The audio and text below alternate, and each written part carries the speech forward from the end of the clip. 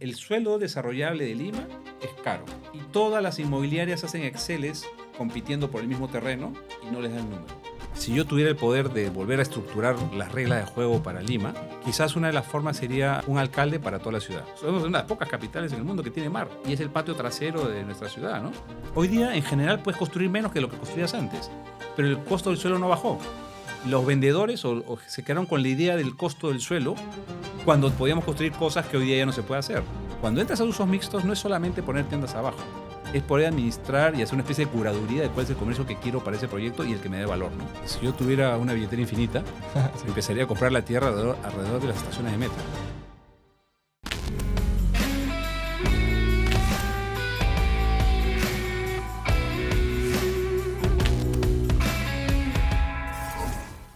Bienvenidos a otro gran capitulazo de la ciencia del marketing inmobiliario.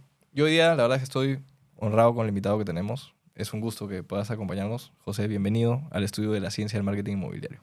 Fabricio, te agradezco mucho la oportunidad que tenemos hoy día de poder hablar de arquitectura y el tema inmobiliario. Bueno, sí, la verdad es que hay mucho que hablar, hay mucha experiencia bueno, por ahí estoqueando un poco el perfil y todas las cosas que ha venido haciendo, de la cual se puede conversar, para que toda la audiencia también conozca un poco más de la trayectoria. Rápidamente, José tiene más de 35 años ya como empresario dentro del sector y bueno, ha visto un sinfín de proyectos muy diferentes también, lo cual permite que se puedan hacer preguntas desde la parte urbanística, desde la parte de empresario como dentro del negocio inmobiliario, también proveedor de varios desarrolladores. Entonces, la verdad es que hoy día la conversación me emociona mucho. La primera pregunta para que todos te puedan conocer un poco más es, ¿cómo llega a tener el perfil que tiene hoy, que yo realmente me parece un líder de opinión dentro del sector como arquitectura y como dentro del desarrollo inmobiliario? ¿Cómo llegamos al día de hoy, después de tantos años en el sector?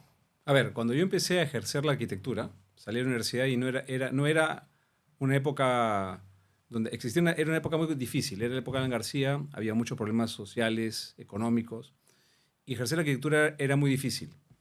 Y de ese entonces yo me propuse primero ejercer la arquitectura en el Perú. Decidí hacer lo necesario porque yo sentía que en el Perú estaba todo por hacer. Pero desde ese momento empecé a imaginar cuál era la forma de poder ejercer la arquitectura y cómo crear valor a través de la arquitectura, ¿no? Y existen dos tipos de oficina, ¿no?, en el mundo de arquitectura, ¿no? Existen las oficinas que son un taller, ¿no?, donde son oficinas casi boutique o muy dirigidas a tratar de hacer una arquitectura de autor. Y hay otro sector que son quizás las que tienen el perfil de la oficina norteamericana, que son las oficinas que son empresas de arquitectura. Y creo que yo decidí desde el comienzo ser una empresa de arquitectura. Y una vez que tú tomes esa posición, todo lo que tú haces está en función de poder generar un portafolio permanente donde tú generes valor a través de la arquitectura, ¿no? Y esa fue una decisión inicial, ¿no? Cuando yo empecé a buscar qué es lo que hacer, aún en las peores situaciones de la economía del país, ¿no? Yo en los 35 años que tengo he inventariado 9 crisis, ¿no?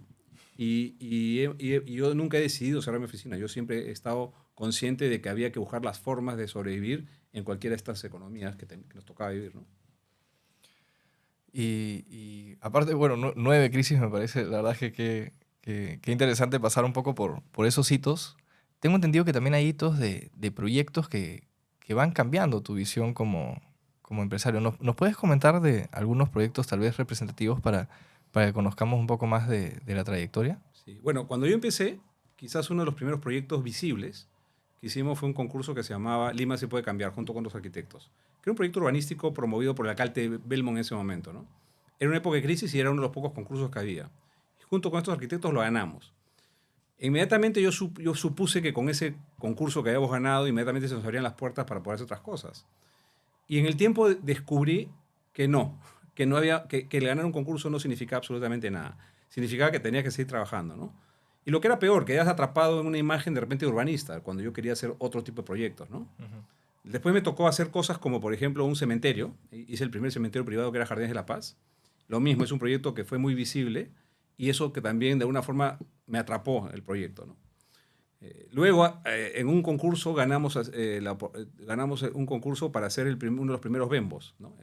Mira. Entonces, cada vez que nosotros tratamos de hacer un proyecto donde era muy visible el proyecto, quedamos atrapados en el proyecto, ¿no? Era lo que yo le llamo el síndrome del ciudadano Kane, ¿no? Digamos, eso que fue tan bueno o tan visible que ya era difícil descolocarte de esos proyectos, ¿no? Y creo que nos pasa a muchos arquitectos, ¿no? Que de alguna forma uno casi queda atrapado, posicionado o en casas o o en oficinas o en ciertos tipos de proyectos. Entonces, durante toda mi vida profesional, yo intenté descolocarme permanentemente de esos proyectos que imprimían una imagen muy fuerte sobre lo que podemos hacer.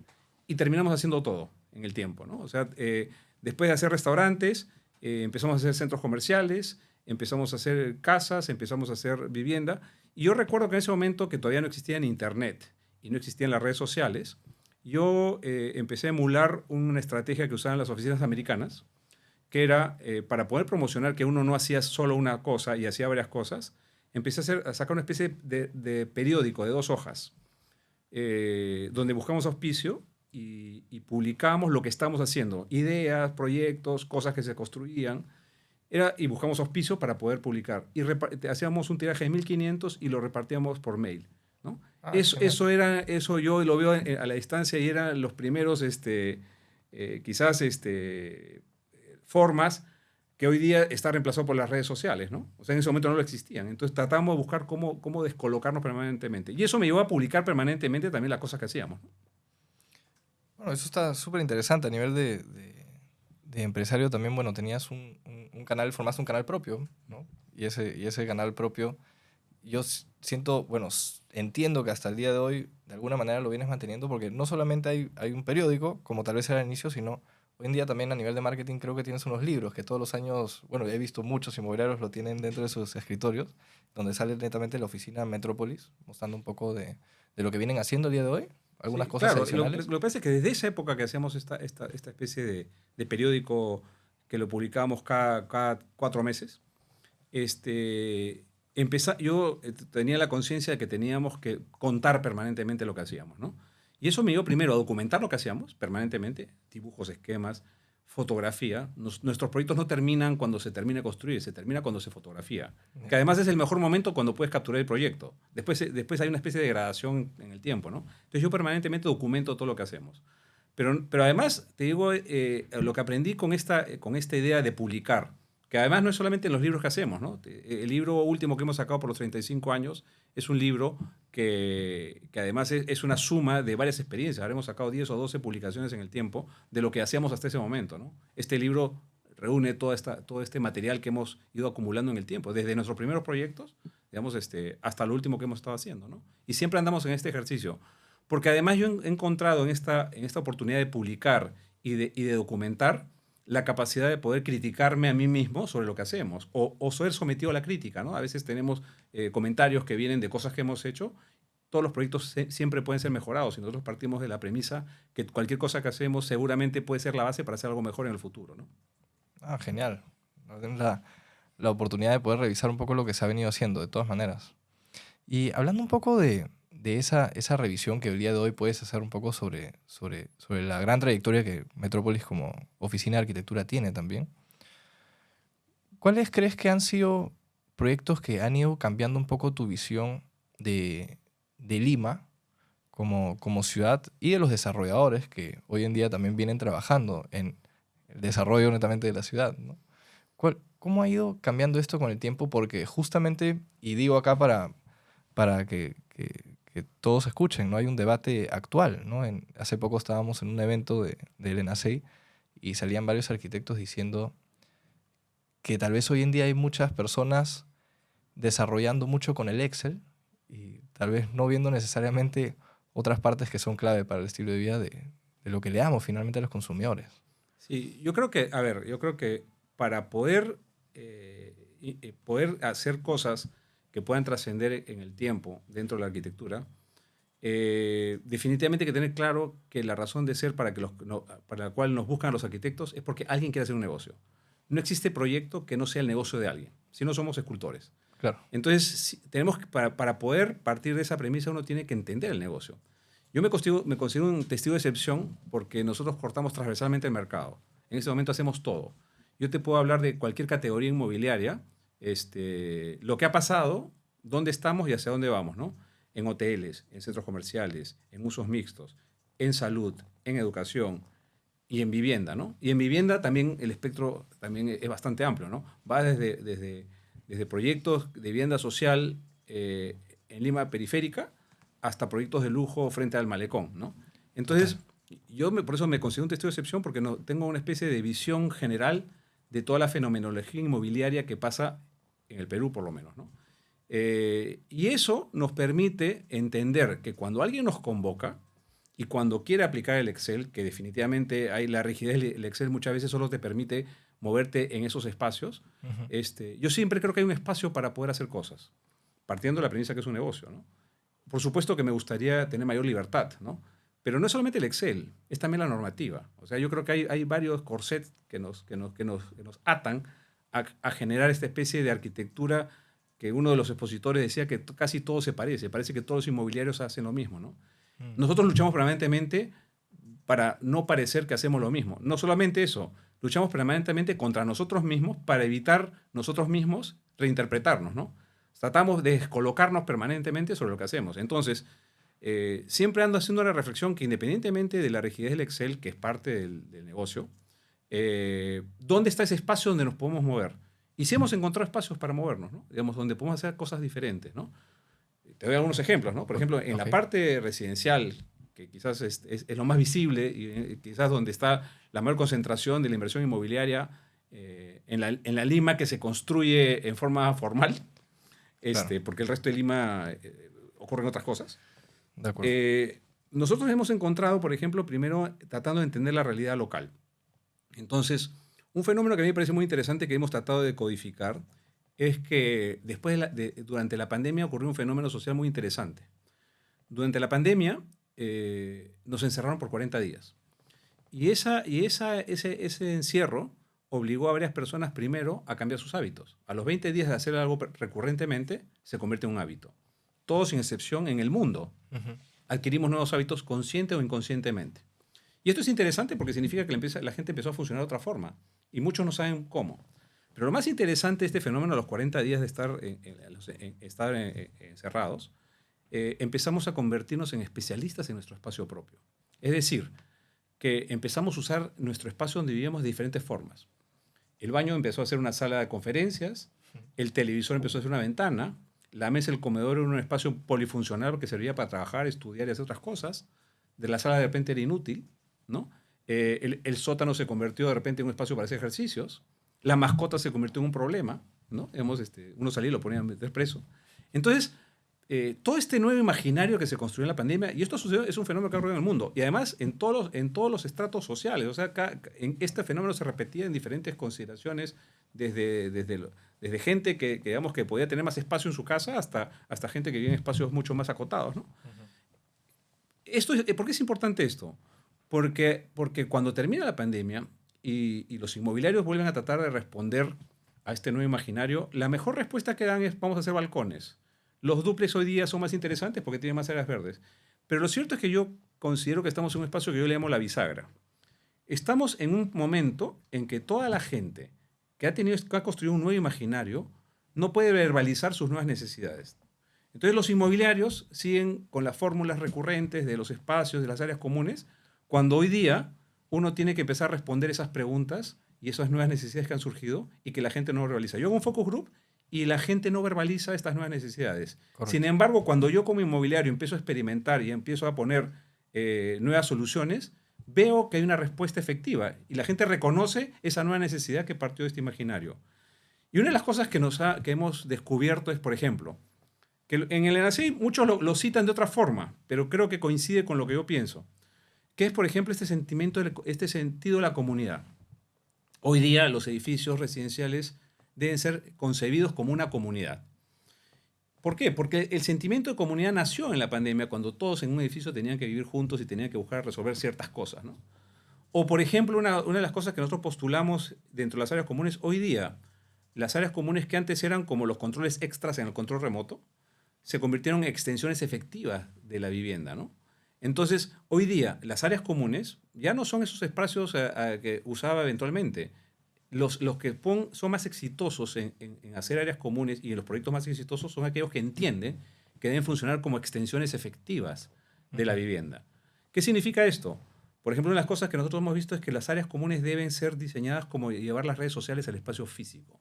Es decir, que en vez de ser espacios compartimentados, un gimnasio es un cuarto, el coworking es un cuarto, la piscina es un sector, todo esto tiene que estar vinculado. El gimnasio tiene un vidrio que permite ver al que está en el coworking y el coworking puede abrir las mamparas y puede salir a la piscina, ¿no?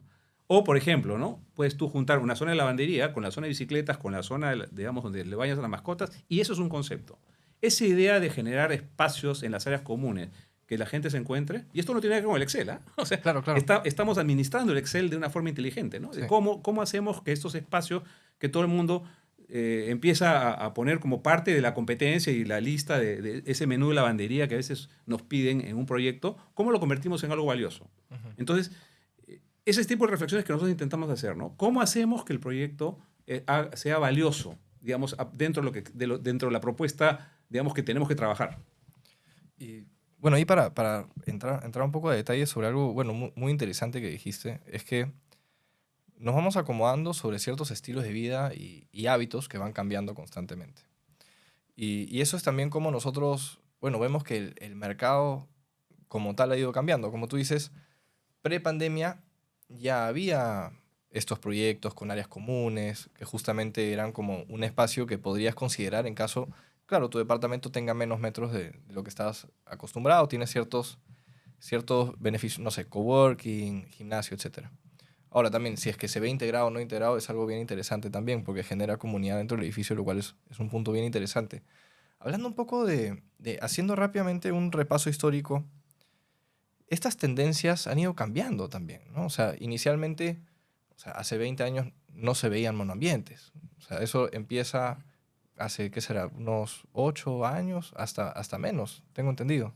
Y eso viene a ser netamente por el ticket. ¿Tú crees que algo ocasionó este tipo de cambio de, por así decirlo, si es que todos hoy en día nos vemos parecidos o hay ciertas tipologías parecidas, es porque cierta tendencia hubo de que parte del estilo de vida del consumidor para llegar finalmente a algo así, ¿cierto? Sí, bueno, en realidad creo que es una suma de factores. Definitivamente en el mundo cada vez los espacios habitales son cada vez más pequeños. Un tema es fundamentalmente por el ticket, ¿no? Y por el tipo de comprador. El comprador en general son gente joven, ¿no? Acá en Lima está arrancando toda una industria nueva que falta desarrollar, que es el multifamily, que es la vivienda para renta. La vivienda para Correcto. renta es una categoría más que debería impulsarse. Es más, yo considero que además debería estar dentro de las opciones de vivienda social. No toda la gente joven quiere comprar departamentos. Es más, cada vez es más complicado decidir una compra, si yo soy una persona, digamos, que quiere decidir una compra de un departamento, porque Lima tiene un problema estructural. Lima no es viable. ¿Ya? Yo parto de la premisa de que Lima no es viable, por una razón estructural que viene desde las municipalidades. Eso significa que el tráfico cada vez nos va a parecer más a Distrito Federal, a Sao Paulo o a estas grandes ciudades con problemas de tráfico. Entonces, debe empezarse a dar mucha movilidad interna. La gente dentro de la ciudad tiene que moverse hacia donde trabaja, hacia donde tiene que vivir, y decidir una compra de un departamento en los próximos 15 o 20 años no tiene sentido, porque yo no sé si voy a seguir viviendo en ese sitio dependiendo de la movilidad que yo tenga dentro de la ciudad. Claro. Entonces, primero, eso es para definir el tipo de producto. Un departamento pequeño puede ser una inversión. Yo podría no vivir ahí, ¿no? Inclusive, uno de los departamentos más exitosos que hemos diseñado son unos departamentos tipo mariposa, donde creamos una esclusa. Entonces, a la derecha hay un dormitorio, a la izquierda hay otro dormitorio y al medio está la sala de comedor y hay una especie de esclusa que tú lo compras y lo compras con una puerta que permite que uno de los departamentos se convierta casi en una suite, casi en un departamento o un dormitorio. Y a la derecha te queda sala de comedor con un dormitorio. Ah, mira. Ese producto, hemos hecho la variación de un dormitorio a la izquierda y dos a la derecha, o sea, de 3 dormitorios, pero de forma tal que tú tengas un departamento que tenga posibilidades. Y eso gatilla la venta. ¿Por qué? Porque la gente quiere comprar posibilidades, no compra metros cuadrados, compra posibilidades. Entonces ahí sí yo me arriesgo a comprar un departamento. ¿Por qué? Porque yo sé que si ese tipo de solución, yo le pongo una puerta y puedo alquilar un departamento o lo puedo usar de oficina o puedo traer a mi padre que me sobrevive o a mi madre y puede ir conmigo. Pero es un departamento que yo me puedo imaginarme a mí viviendo en una cantidad de años donde pueden pasar diferentes situaciones. Claro. O Es flexible, lo por así alquilo. decirlo. Claro, y el concepto de flexibilidad es muy importante para alguien que decide hoy día la compra, sobre todo gente joven. ¿Quiénes son nuestros compradores? Son millennials, zetas y alfas. O sea, ya hay que empezar a diseñar para las siguientes generaciones y el inmobiliario creo que a veces no hace esa reflexión y sigue pensando que diseña para uno. Y uno no diseña para uno, uno tiene que tener claro el público objetivo, ¿no? Entonces, cualquier proyecto que hoy día pretenda ser exitoso tiene que tener la sensación de que es flexible y que me da opciones, que además las áreas comunes son extensiones efectivas del departamento, y eso es lo que es atractivo, ¿no? Entonces, por eso cuando hablamos del Excel, yo digo, yo creo que hay espacio para hacer cosas. O sea, yo creo que si agarramos el Excel como una materia prima y sobre eso intentamos de innovar, creo que tenemos la oportunidad de hacer cosas bastante competitivas en una ciudad donde hay que reconocer los problemas que tiene para poder responder mejor con una oferta inmobiliaria. Queda clarísimo. O sea, finalmente, si es que no estamos innovando hoy, te puede afectar la parte comercial, ¿no? Y hablando un poco de números, cuando hablamos del Excel, ¿a qué me refiero? ¿No? A que inicialmente las personas, bueno, desarrolladores, me incluyo, hacemos una cavidad económica rápida, donde tenemos, el primer filtro son ratios, ¿no? Donde tenemos ciertos ratios rápidos y sabemos, ok, tanto porcentaje va acá, tanto porcentaje va acá. Una de las cosas justamente un poco más debatibles, que hace poco vengo escuchando, por así decirle, debatibles, es que, claro, tú tienes ciertos ratios, por ejemplo, de diseño. No sé, ¿no? Y ese ratio de diseño es cierto porcentaje. Y el Excel no te permite, digamos, salir de eso. Pero al momento de entrando un poco ya a la comercialización, porque finalmente, como dices, si es que no hay negocio, bueno, está difícil que se genere este proyecto. Si es que hay negocio, lo van a ver de otra manera. Hablando de la posibilidad de negocio, invirtiendo un poco más, digo, ideas locas, ¿no? Hipótesis, porque esto siempre se trata de tirar hipótesis a la mesa y conversarlas. Por ejemplo, yo en vez de 2, 3%, ¿no? Por decir cierto número nomás, me voy a diseño 4, 5%, invierto mucho más en esa parte, por ahí que en la parte de construcción también considero un poco más por ciertos acabados. Le podría, por ejemplo, esto es una idea, le podría restar en el Excel a la parte de marketing, a la parte de ventas, porque por ahí lo estoy, por así decirlo, estoy aportando en otra parte del proyecto, planteando un poco esa conversación que creo que muchos desarrolladores el día de hoy no lo hacen tanto, ¿no? O sea, me parece mal que en todos los ratios yo diga, ok, ¿cómo lo vuelvo más eficiente para que finalmente en la última línea yo genere más con el negocio? Mientras que tal vez hay cosas que yo puedo ir variando, donde yo tal vez estoy cambiando el producto actual y eso me genera un retorno mayor porque vendo más rápido y es un producto totalmente diferente que puede ser para cierto tipo de personas, ¿no? Claro, a ver, lo que pasa es que yo creo que hay que ver esto dependiendo del tiempo en el cual nos encontramos, ¿no? Ujú. Hasta hace unos años, la coyuntura económica nos llevaba prácticamente a que el Excel era dominante. Si no entramos en el número, no había manera. Y había poco espacio para maniobrar, en realidad. Eso ha pasado en los últimos 3 años. Pero lo cierto es que tanto así que casi todo lo que se hacía era 1 y 2 dormitorios fit, ¿no? Vivienda Claro. social y tratando de buscar todas las subvenciones. Y en ese mercado te movías y te defendías. Pero lo cierto es que en los últimos años, la relativa, digamos, estabilidad que tenemos ha permitido que de nuevo evolucione el mercado. Hoy día ya nos piden cada vez en las cabidas el mix comercial, menos departamentos dormitorio, y de nuevo ha aparecido el de 2 y de 3. Ujú. Porque la gente empieza a aparecer un público que ya está más tranquilo, que quiere aspirar a proyectos familiares. Regresó el inversionista que había desaparecido, ¿no? Sí. Entonces, de nuevo, tú tienes que volver a diseñar para el inversionista. Pero por otro lado, también regresó el público que quiere un poco más. Que ya no todos los proyectos tienen que ser el mínimo de metros cuadrados. El que puede estar dispuesto a pagar un poco más si tiene mayores comodidades. Pero el mercado ha evolucionado. O sea, hoy día, de nuevo, por ejemplo, nosotros ya estamos empezando de nuevo a desarrollar proyectos de lujo. Una categoría que había desaparecido, ¿no? Vivienda de lujo, ¿no? O espacios como centros históricos, ¿no? Que hay unas posibilidades. Son proyectos complejos, difíciles, pero justamente como nadie quiere, es un espacio para trabajar. Entonces, yo sí creo que Lima, por todo el esfuerzo que hace, en verdad, todo el gremio inmobiliario, yo creo que hay una gran labor en tratar de permanentemente defender el tema inmobiliario. ASEI, quizás es yo diría CODIP, quizás es un brazo muy importante en seguir impulsando las diferentes opciones inmobiliarias, financiamientos, subvenciones, etcétera. Pero lo cierto es que hoy día existe un espectro mucho más amplio. Obviamente esto depende de en cuál Lima estamos trabajando, quién es nuestro público objetivo, la oferta que tienes alrededor. Pues hay zonas que han sido saturadas, ¿no? Entonces, si tú vas a entrar en una zona donde hay mucha oferta, si no te distingues, ¿cómo haces? Una de las cosas que nosotros proponemos cuando hacemos proyectos desde la cabida y vemos que estás entrando en un espacio muy competitivo. Para dar ejemplo, o sea, zonas competitivas, ¿te refieres a, por ejemplo, la parte de Lima Moderna? No sé, Claro, en Lima Moderna, por ejemplo, Miraflores. O Miraflores, que bueno. No, Miraflores, o el mismo Cercado, por ejemplo, o el mismo Lince, por ejemplo. Hay zonas que han aparecido ya muchas inmobiliarias. Sí, lo que pasa es que hubo un fenómeno. Cuando hubo el cambio de alcaldes, hubo una gran posición política enfrentando a las inmobiliarias, cuestionando mucho. Sucedió un fenómeno que nunca antes había ocurrido. Era que las autoridades cuestionaban derechos adquiridos, parámetros, licencias, ¿ya? Hace una época, esto nunca ha ocurrido, ¿ya?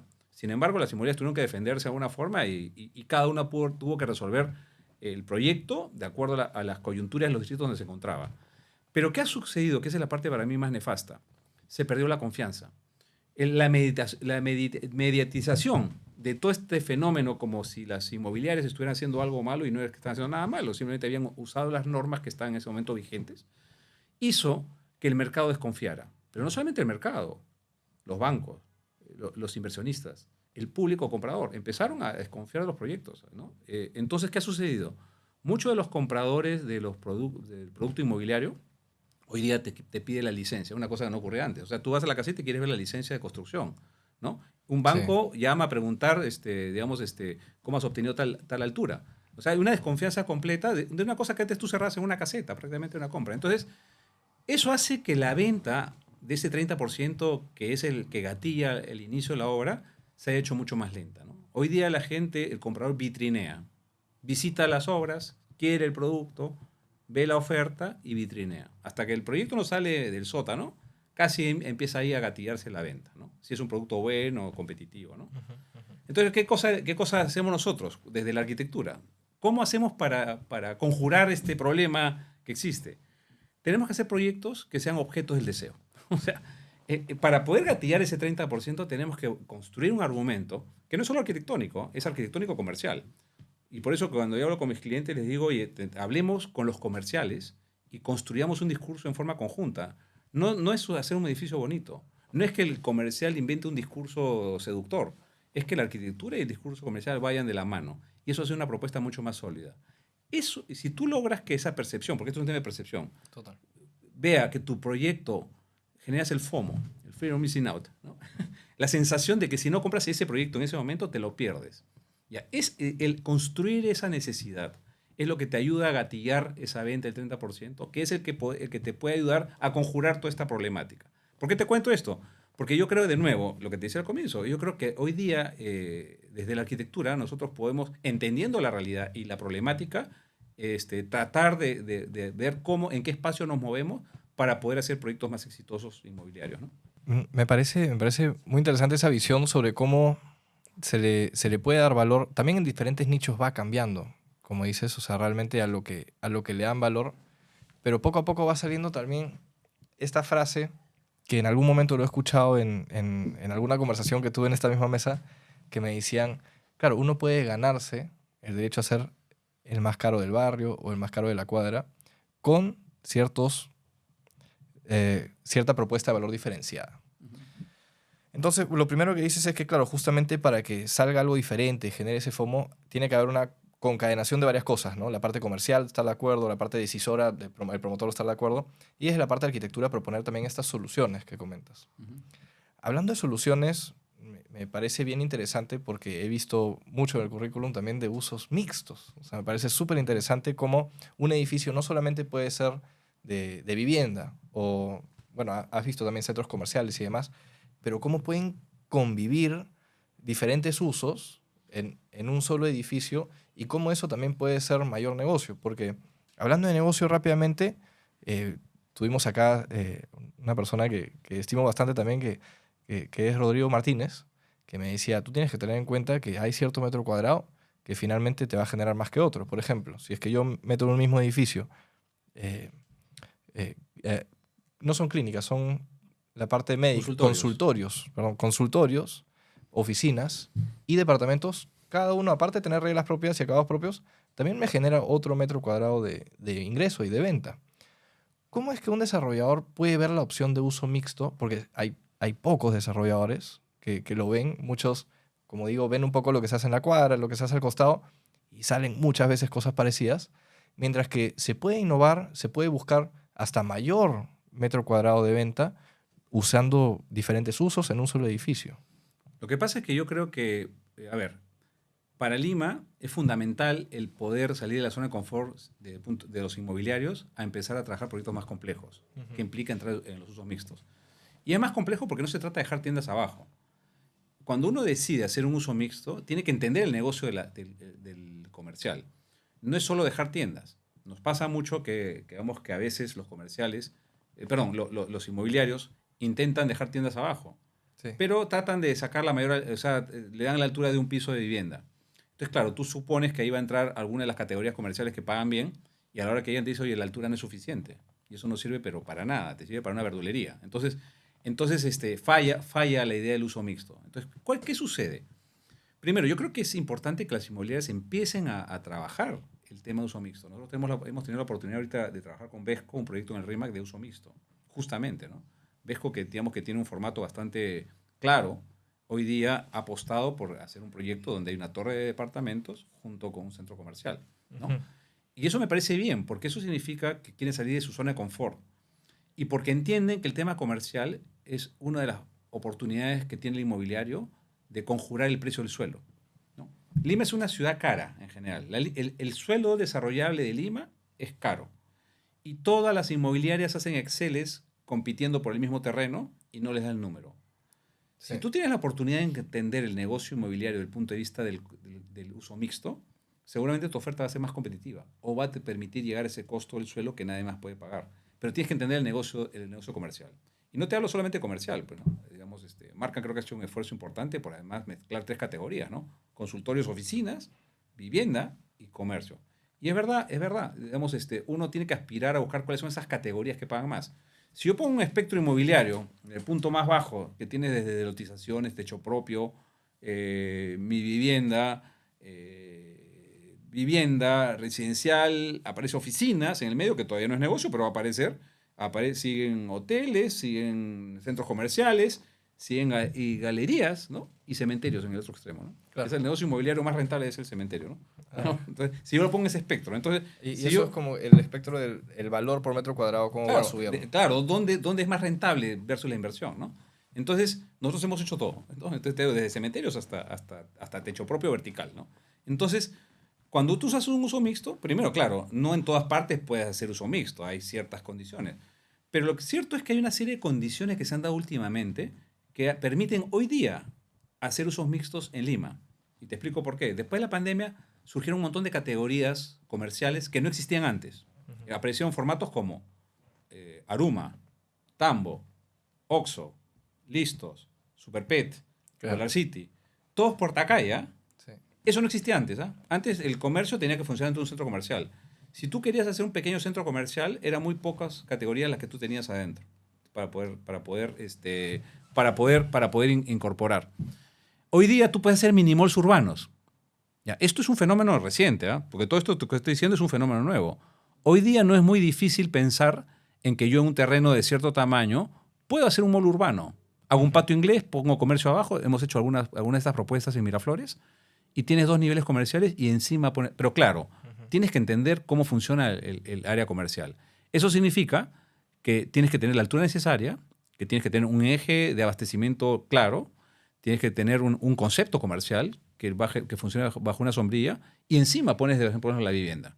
Ya. Pero eso implica que salgas de tu zona de confort, Claro. que tengas que meterte a entender cómo funciona un proyecto comercial asociado a vivienda. Y otra cosa más importante, que cuando tú haces áreas comerciales asociadas a vivienda, el área comercial funciona como un amenity.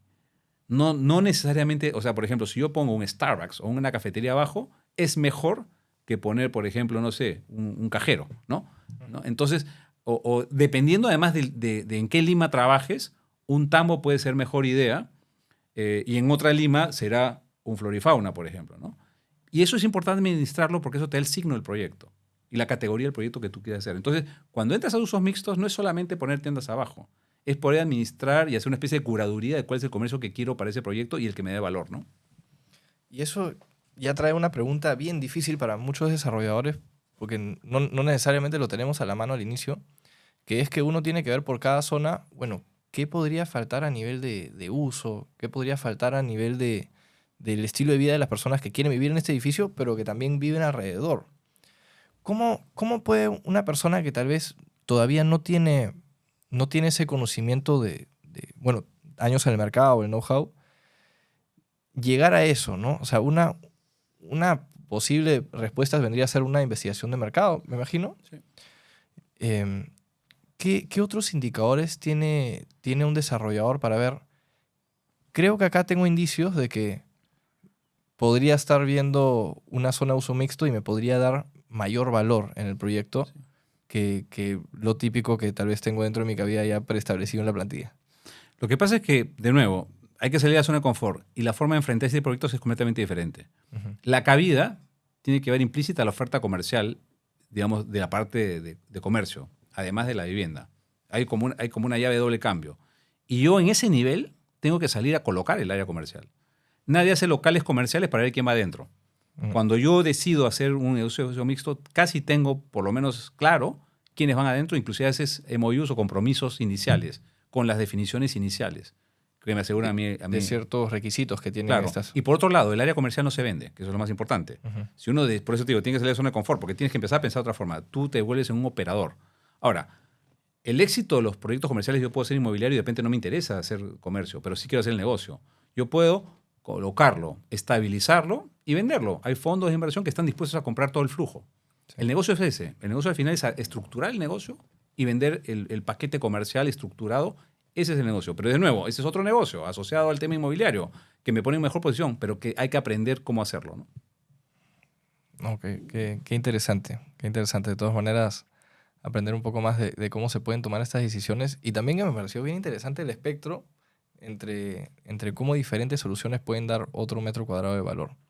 Y hay algunos que entre ellos también conllevan que uno mejore el otro y demás. Por ejemplo, a nivel ya un poco más, que sé que está dentro del conocimiento un poco más urbanístico en cómo crece Lima, en cómo se desarrolla Lima, una de las cosas que genera mayor metro cuadrado es, por ejemplo, yo lo veo a nivel de marketing comercial. Cuando estás cerca a un centro comercial, por ejemplo, no sé, lo cercano a Plaza San Miguel, por ahí que se vende más rápido porque es un lugar de interés. Entonces estos centros comerciales pueden subir justamente el interés, por lo cual sube la demanda, por lo cual suben los precios de departamentos alrededor de este tipo de centros comerciales, por ejemplo. Pero otra cosa que pasa, y por ahí lo hemos visto en algún capítulo anterior, es que, oye, pero también hay bastante plusvalía en todo lo que se está desarrollando alrededor de, por ejemplo, la línea 1, la línea 2 y todas estas líneas de metro que también pueden afectar el negocio, y algunos inversionistas que nos escuchan también tal vez se preguntan, ¿y qué es lo que se viene en Lima? ¿Cómo está creciendo Lima? ¿Dónde puedo ver en Lima no solamente mi inversión sobre esta es la cuota mensual que yo pago y este es el ingreso mensual y esto me genera ciertos ingresos, o no, o simplemente calza tas con tas, y más bien sumarle la plusvalía, que es algo tan abstracto, ¿no? ¿Cómo gana valor el suelo y cómo, que es una pregunta un poco compleja, ¿no? Pero ¿qué ves tú dentro de tu experiencia? ¿Cómo está creciendo Lima? ¿Y dónde ves suelo que podría revalorizarse, por ejemplo? Bueno, a ver, si yo tuviera una billetera infinita, Sí, empezaría a comprar la tierra alrededor de las estaciones de metro. claro. O sea, yo agarro el plano, trazo la línea de metro, veo las estaciones y sé que eso va a valer. El problema es que es incierto el plazo de cuándo salen estas estaciones. Lamentablemente no es... La línea 2 lleva 10 años, ¿no? Entonces, y la línea 3 y 4 las van a lanzar dentro de poco, ¿no? Pero no sería difícil imaginar que todas las zonas donde tengas una estación de metro importante, ¿no? Y seguramente cerca de centros comerciales, esa es la mezcla ganadora, ¿no? Ujú. Y espacio público, ¿no? Parques, ¿no? Ese más o menos deberían ser los criterios, ¿no? Pero claro, no es tan fácil, digamos, acercarse, ¿no? O sea, por ejemplo, los proyectos que se puedan desarrollar, y lo están haciendo hoy día, en el centro de Lima, en la estación central, acostado del Real Plaza, digamos, del centro cívico, es una zona ganadora. Tiene las dos condiciones más importantes, digamos, para poder hacer un proyecto exitoso, ¿no? Entonces, esa zona, por ejemplo, me parece interesante y cualquiera que cumpla esas funciones, ¿no? Ahora, todo esto acá tiene que ver con la percepción del comprador, ¿no? Pero yo definitivamente creo que además hay un cambio en el paradigma del comprador. Hasta hace unos años la gente no le gustaba comprar encima de áreas comerciales, ¿no? Sentía que era negativo. Desde la pandemia apareció esta necesidad de tener lo que es el comercio de conveniencia. Hay que distinguir también, ¿no? No es poner una tienda de zapatos, Claro. de belleza. es un tema de conveniencia. O sea, tener abajo, donde yo vivo, conveniencia es muy valioso, ¿no? Y como tú dices, no necesariamente los departamentos que están cerca de centros comerciales se venden más caros, se venden más rápidos, ¿no? Entonces sí hay una ecuación que hay que ir aprendiendo, digamos, de cuáles son esos espacios donde puede... Pero por otro lado, claro, esto que tú dices, mañana salgo a comprar todos los terrenos que encuentro alrededor de los centros comerciales, el suelo es escaso, ¿no? En Lima el suelo es escaso. En Lima permanentemente botamos metros cuadrados para construir metros cuadrados. No existe suelo disponible, no se ha generado suelo. Entonces en Lima permanentemente botamos algo para construir algo. O sea, yo cada vez que hago un proyecto estoy botando algo que esté en una casa, algo. Entonces eso te hace ver que en Lima el suelo es escaso. Y es por eso que se hace tan difícil.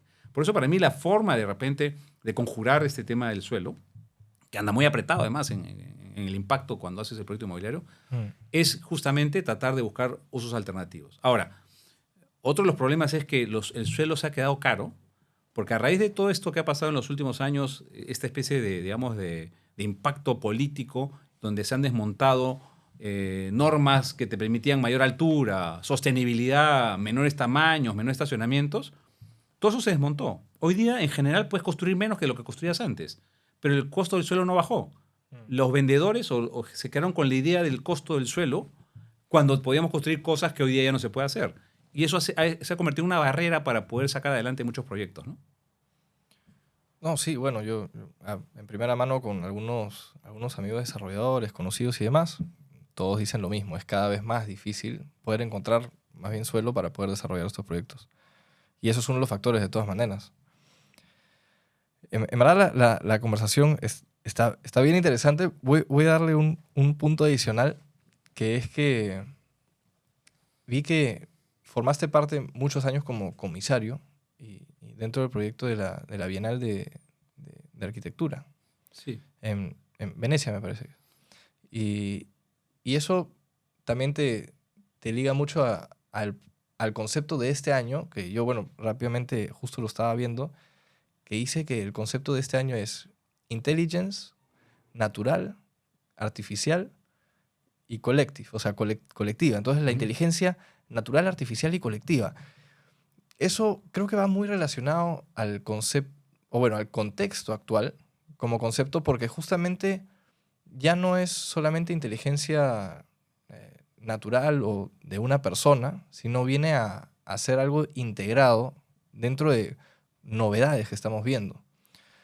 Eso también justamente va a impactar lo que se desarrolla en Lima, cómo se desarrolla, y justamente podría permitir a que una persona vea más opciones de manera rápida para tal vez salir un poco de esa zona de confort, ¿no? ¿Cómo ves hoy en día ese contexto? Y hablando bueno, hablamos un poquito del pasado, hablamos un poco de la actualidad, ¿cómo ves esta visión a mediano o largo plazo, ¿no? ¿Cómo va a ir cambiando la misma operación de desarrollar proyectos inmobiliarios? Sí, mira, yo desde el año 2012 soy comisario del pabellón peruano en la Bienal de Arquitectura de Venecia, ¿no? Empezamos con una serie de arquitectos a participar y la razón por la que fuimos era porque nos parecía importante que el Perú participara en este evento, que es el evento de arquitectura más importante del mundo. Es donde surgen las ideas.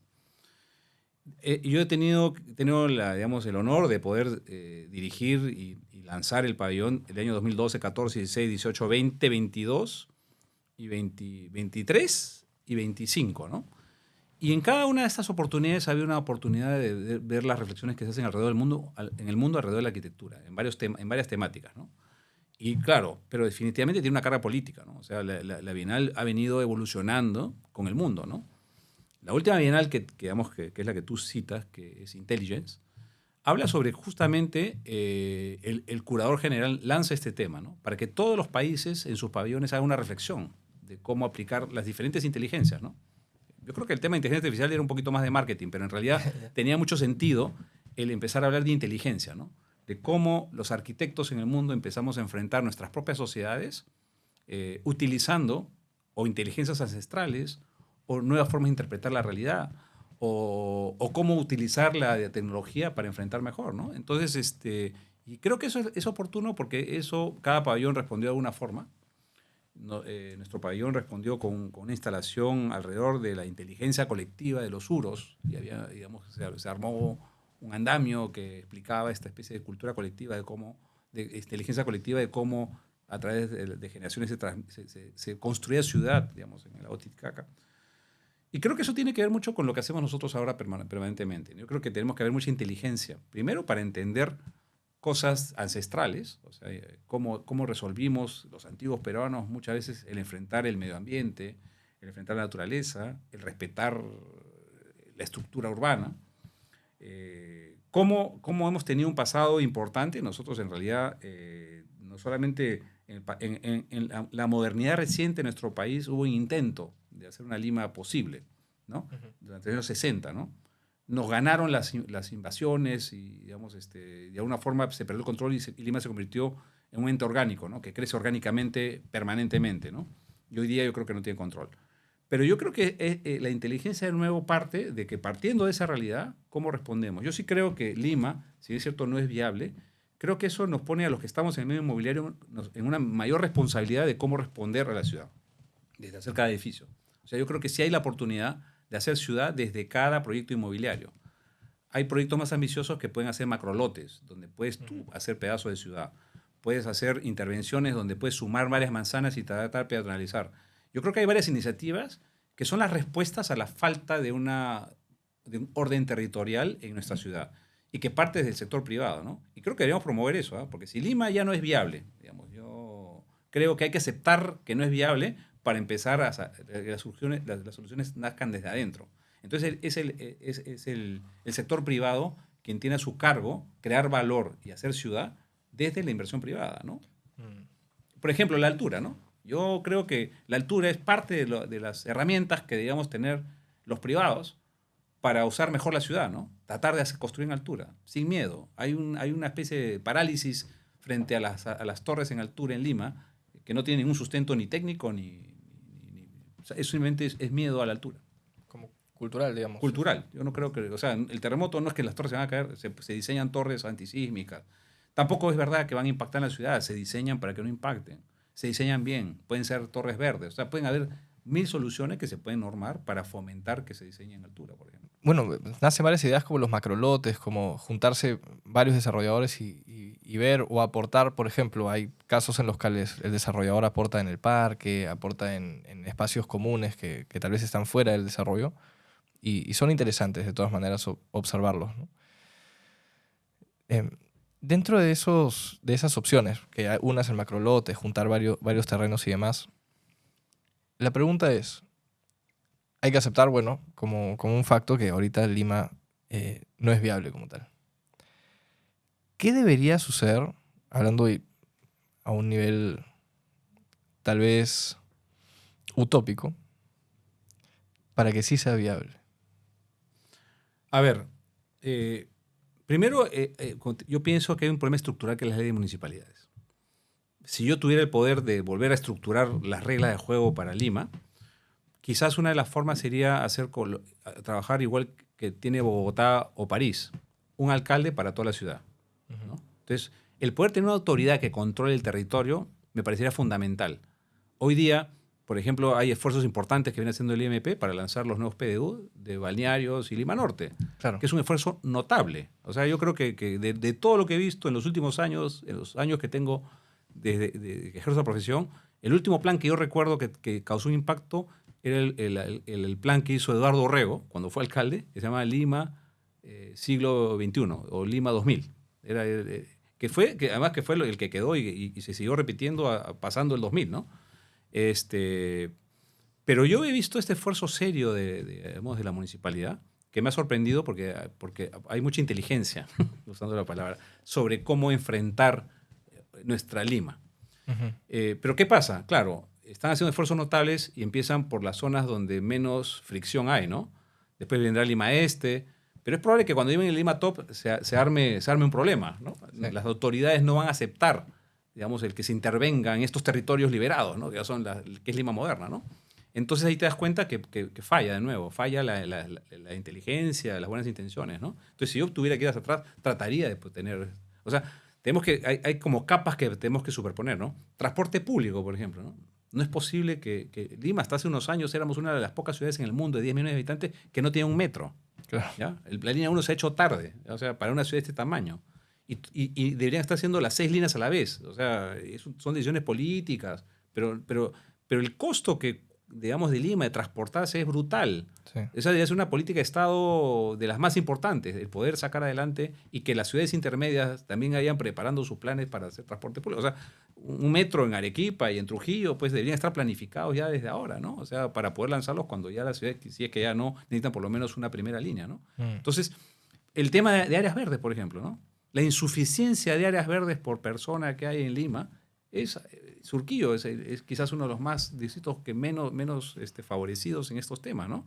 Nunca se creó parques, ¿no? Y los parques son terrales, ¿no? Entonces no hay una política de generar áreas verdes, ¿no? La idea de una ciudad inteligente, ¿no? Empezar a hacer de Lima, empezar a crearle los elementos que permitan que poco a poco la ciudad podamos aspirar a ir haciendo de Lima una ciudad inteligente, ¿no? El tema del manejo del suelo, ¿no? La altura, ¿no? Entonces, el manejo del río, el manejo del mar. O sea, somos una capital que tiene el mar, digamos, somos una de las pocas capitales en el mundo que tiene mar. Sí. Y es el patio trasero de nuestra ciudad, ¿no?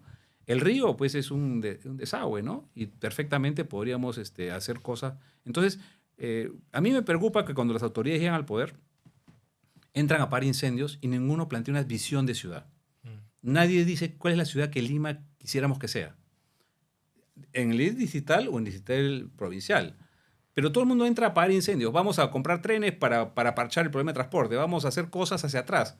Pero hacia adelante, ¿qué cosa es lo que queremos? ¿Qué cosa hago para que Lima aspire a llegar así? Una ciudad como Bilbao, pues en 20 años, el río que tenía era un vertedero industrial. Se recuperó y se reconvirtió completamente. Sí es posible, ¿no? Pero para mí hay un problema estructural, que es la ley de municipalidades. Ahí el Congreso, si voy hacia atrás y quiero imaginar, debería empezar a soltar ciertos candados que tienen los distritos para poder organizar planes de una escala provincial que no estén limitados por las autonomías malentendidas de las municipalidades. Aunque sea hay primeros pasitos, ¿no? Digamos, entre Ahora, yo soy optimista, no quiero sonar pesimista. Lo que pasa es que yo creo que hay que aceptar la realidad para trabajar en ese espacio. Porque si no, me paso 35 años más esperando que pase algo en Lima, ¿no? No, me parece perfecto. Y que también este espacio, por favor, se puedan compartir estos aportes. Me parece súper importante. Estos PDUs, o bueno, planes de desarrollo urbano que se están generando, prácticamente nos están denotando que Lima está creciendo hacia afuera, ¿no? Y eso genera también que desde ahora, aunque sea, hay la oportunidad de sí considerar espacios verdes, de sí considerar ciertas cosas que tal vez en su momento justamente en el centro de la ciudad tal vez todavía no se pudo ver, ¿no? ¿Ves ese tipo de iniciativas al día de hoy en la expansión, digamos, dentro de lo que es? Lo que pasa es que hay poco formal, el 7% es formal, no todo el resto no se puede, digamos, supervisar como tal, pero dentro de lo formal, ¿está la idea? Yo creo que sí, de lo que he podido ver. Para mí una cosa interesante es la oportunidad de crear suelo, por ejemplo, ¿no? Que te decía, ¿no? En Lima se botan cosas para construir cosas.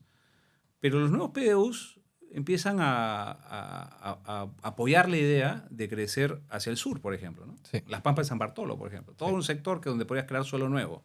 Pero claro, depende de un tren de cercanía, ¿no? Entonces, pero te digo, yo soy optimista en el sentido de que van a pasar, pero van a pasar o sea, no en forma organizada, van a ser como cosas que van sucediendo donde hay zonas mejores que otras, ¿no? Uh-huh. Hay iniciativas privadas de crear prácticamente nuevas ciudades, ¿eh? Pero digamos, eso son cosas que es la respuesta a la falta de planificación, ¿no? Se crean como esta especie de espacios controlados donde se maneja un territorio y se genera calidad de vida a partir de una iniciativa privada. Yo creo que eso deberíamos buscar ese tipo de simbiosis entre normas promotoras, que es una cosa que yo digo. Las normas no deben ser restrictivas. En general, todas nuestras normas son restrictivas. Prohíben algo. Muy pocas son promotoras, ¿no? Miraflores tuvo normas promotoras, por ejemplo. Todo el CEPRES, la zona CEN en San Isidro cuando existió, eran normas promotoras. Promovían el tema de la zona CEN, el repoblamiento del centro financiero a través de una solución de vivienda verde, con sostenibilidad. Y en el caso de CEPRES era también lo mismo, era hacer edificios verdes dentro de una ciudad con ciertos beneficios, donde de alguna forma esos beneficios sustentaban la inversión en sostenibilidad. Esas eran buenas ideas, ¿Por qué se desmontaron? Creo que no debió haberse dado. ¿Podrían haber sido mejoradas? Sí, es probable, pero no desmontarlas, ¿no? Desmontaron quizás los mejores ejemplos en los últimos años de cómo enfrentar desde la inversión privada a través de normas promotoras. De eso deberían haber más autoridades trabajando. Además, te digo, ya hay experiencia, no tienen que inventar la pólvora. Habría que empezar a mirar qué cosas se pueden mejorar. Y ojalá fueran normas a nivel metropolitano y no solamente a nivel distrital, ¿no? No, genial, genial. Gracias por esa respuesta. Yo me llevo mucha información en sentido que creo que hay una gran responsabilidad entre el punto de cada uno. Y dentro de eso me parece muy importante compartir la visión también, ¿no? Y qué es lo que cada uno puede aportar desde su ámbito, desde su lugar.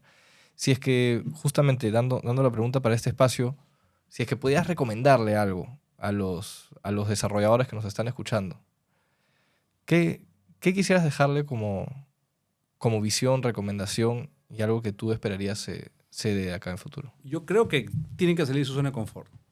Yo siento que la mayoría de inmobiliarias están muy cómodos en lo que hacen y el producto que hacen permanentemente, ¿no? Y eso tiene una limitación tremenda, ¿no? Y puede afectar su negocio también. Es que yo creo que eventualmente lo va a afectar, ¿no? Porque quienes apuesten por innovación, apuesten por hacer cosas nuevas, aquellos que de verdad hagan un esfuerzo real por interpretar la realidad, son los que van a ser exitosos, ¿no? Yo siento que hay inmobiliarias que siguen repitiendo lo mismo de las cosas que pasaron antes de la pandemia y se sienten cómodos ahí, ¿ya? Pero ¿qué pasa? Yo creo que la competencia en el medio inmobiliario en nuestra ciudad es brutal. Yo creo que es brutal.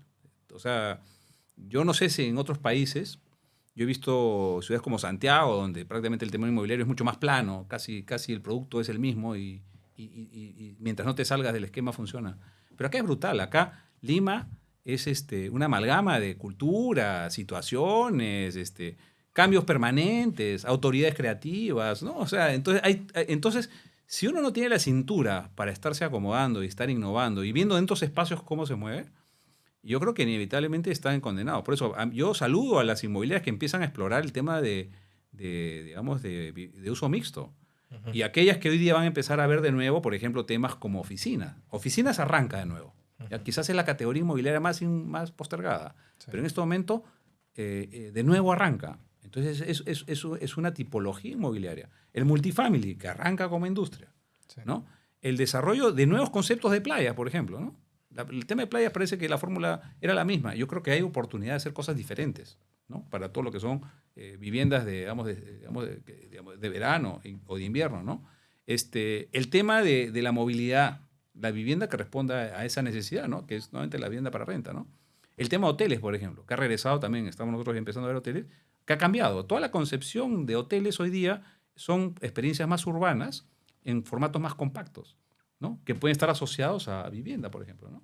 Entonces, creo que de nuevo hay que salir de la zona de confort y hay que tratar de hacer un esfuerzo real sobre el espacio donde yo quiero invertir, cuál es la interpretación que tengo que la realidad. El tema de comercio. Eventualmente, seguramente, estos formatos que te he dicho coparán todos los espacios y se acabará la oportunidad de hacer de repente en ese formato comercial o ese mini mall que podíamos asociar a una vivienda, ¿no? Claro, claro. De todas maneras, dentro de la innovación hay seguramente puntos importantísimos para poder seguir haciendo nuestro negocio y que no nos afecte como a Blockbuster o a Nokia, que se quedó en lo mismo sabiendo que eso era lo que le funcionaba siempre. Ujú. Y en el tema de la personalización, es una pregunta que me sale un poco para cerrar. Cada vez hay más proyectos que se escogen por así decirlo, ¿no? En inglés el buyer persona, ¿no? Un tipo de persona ve que tiene cierto estilo de vida, ciertos hábitos y va ajustando sobre eso. ¿Tú crees que la personalización en el producto se puede dar? O sea, por ejemplo, el edificio para surfistas netamente o el edificio como en otros países se ve, no sé, los amantes de Porsche, qué sé yo. Acá en el Perú estamos cerca que sean este tipo de productos más personalizados, diferenciados. Sí, a ver, yo sí creo que hay nichos. Y eso solo es posible cuando la economía mejora, ¿no? Cuando empiezas a aspirar a cobrar más por ese nicho, ¿no? Y buscas a ese comprador. Creo que hay unas inmobiliarias además apostando a esos espacios. Sí. Sin embargo, yo creo que el próximo gran espacio que hay es lo que le llaman el branding, ¿no? Empezar a hacer proyectos asociados a una marca, ¿no? Eso es un fenómeno que existe en Miami, está pasando en Buenos Aires. Durante muchos años los proyectos se apoyaban en los Star Architects, ¿no? O sea, buscaba un arquitecto que le ponía el branding, ¿no? Digamos, esa era un poco la estrategia, ¿no? Eso yo creo que va a pasar pronto. ¿Y por qué va a pasar? Por supuesto, son nichos. ¿Ah? Esto no es que sea un tema masivo. Esto va a pasar en ciertos nichos específicos.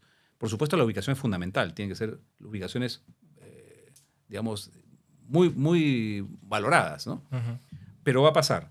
Porque es un fenómeno internacional, ¿no? O sea, es un fenómeno que viene en el mundo donde ya no es tanto importante los Star Architects que les decían antes, ahora es más importante el branding, digamos, del proyecto, ¿no? Claro, no necesariamente agarrarnos del valor de marca del arquitecto como tal, sino por ahí que hay asociaciones de marcas también. Correcto, ¿no? Y eso tiene que ver con el estilo de vida, ¿no? Digamos, por eso, porque tú lo que estás viendo es un estilo de vida, ¿no? Obviamente es una promesa que tienes que cumplir, ¿no?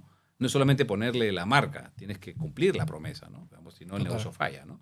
¿No? Y eso es otra forma de enfrentar el negocio cuando empiezas a apostar por ese tipo de nicho. De nuevo, estamos hablando de nichos, ¿eh? En ese mismo estilo también puede haber, por ejemplo, espacios mucho más específicos, ¿no? Yo he visto proyectos bastante específicos, por ejemplo, en Europa, donde tú apuestas un edificio solo apuntado a mujeres ejecutivas, por ejemplo, ¿no? O sea, todo un perfil bastante... O un edificio apuntado solo a la familia, ¿no? Por ejemplo, ¿no? O adultos mayores, y empiezas a hacer senior living, ¿no? Y claro, pero son adultos mayores funcionales, ¿ah? O sea, no es solamente... Entonces, sí hay espacios para empezar a innovar en ciertos nichos, por supuesto. Hay que hacer un estudio de mercado, hay que entender cuál es a qué apunta. Por ejemplo, yo creo que hay una gran oportunidad. Hoy día la gente está viviendo cada vez más tiempo, ¿no?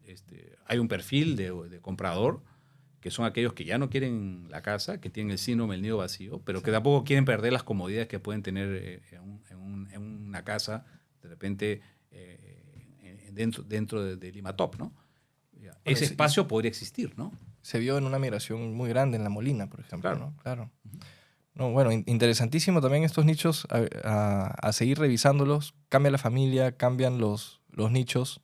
Dentro de los nichos hay algunas oportunidades de negocio que quien la capte primero va a estar, por ahora, compitiendo con menos personas. Y el que siga haciendo lo mismo, bueno, va a seguir un poco compitiendo con el grueso por ahí donde estamos muchos todavía. La verdad es que, José, ha sido una entrevista súper interesante, muy enriquecedora.